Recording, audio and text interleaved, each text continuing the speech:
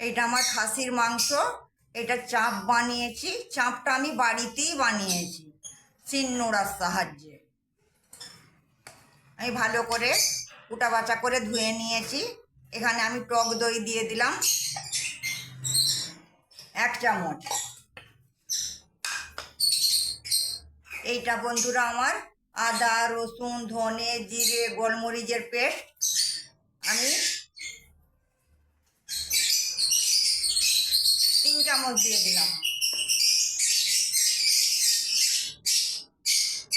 আর এখানে আছে আমার তেজপাতা, 2টো তেজপাতা দিয়ে দিলাম। এখানে আছে ধনের পাউডার 2 চামচ, ঝাল লঙ্কার পাউডার 2 চামচ, গোলমরিচের পাউডার 1 চামচ, জিরের।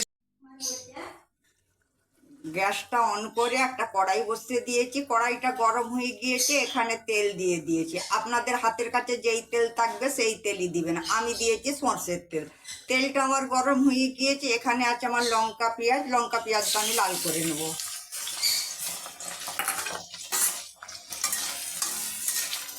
আজ আমি আপনাদের সঙ্গে শেয়ার করব খাসির মাংস চাপ।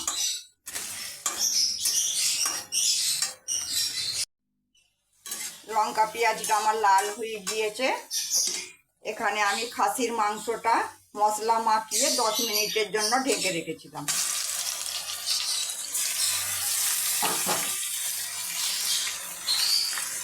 আমি পানি দেবো না, 1 মিনিট কষিয়ে নেব। গ্যাসটা একদম লো ফ্লেমে করে 1 মিনিট কষিয়ে নেব। আপনারাও বাড়িতে এইভাবে খাসির মাংস চাপ বানাবেন। আশা করি ভালো লাগবে। আর কেমন লাগলো বন্ধুরা আমাকে কমেন্ট করে জানাবেন। মাংস খেতে খেতে যখন ভর হয়ে যাবে, ভালো লাগবে না, তখন আপনারা খাসির মাংস কিনে এনে দোকান 10 মিনিটের জন্য ঢেকে দিয়েছিলাম। 10 মিনিট আমার হয়ে গিয়েছে বন্ধুরা। এবার আমি দেখি মাংসটা আমার সেদ্ধ হয়েছে নাকি। মাংসটা আমার সেদ্ধ হয়নি। মাংসটা আমার সেদ্ধ হয় না। আমি আর একটু পানি দিলাম।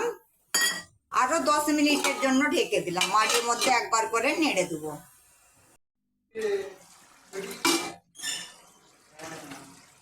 আমার খাসির মাংস চাপ পুরো রেডি। আমার খাসির মাংস চাপ পুরো রেডি।